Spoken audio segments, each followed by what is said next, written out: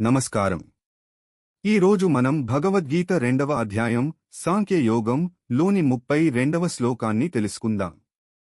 శ్లోకం: యదృచ్ఛయా చోపపన్నం స్వర్గద్వారం పావృతం సుఖినః క్షత్రియాః పార్థ లభంతే యుద్ధమీదృశం సులభభావం. శ్రీకృష్ణుడు ఇలా అన్నాడు: ఓ అర్జున, స్వయంగా వచ్చిన ఈ ధర్మయుద్ధం స్వర్గద్వారం తెరచినట్లుంది. ఇలాంటి యుద్ధం చేయడానికి అవకాశం రావడం క్షత్రియులకు గొప్ప అదృష్టం. వివరణ: ఇక్కడ శ్రీకృష్ణుడు ధర్మయుద్ధం యొక్క గొప్పతనాన్ని చెబుతున్నాడు. ఇది సాధారణ యుద్ధం కాదు. అధర్మాన్ని అడ్డుకుని ధర్మాన్ని నిలబెట్టే యుద్ధం.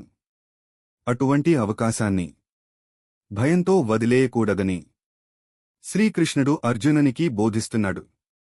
జీవిత సందేశం: జీవితంలో ధర్మం కోసం నిలబడే అవకాశాలు వస్తాయి.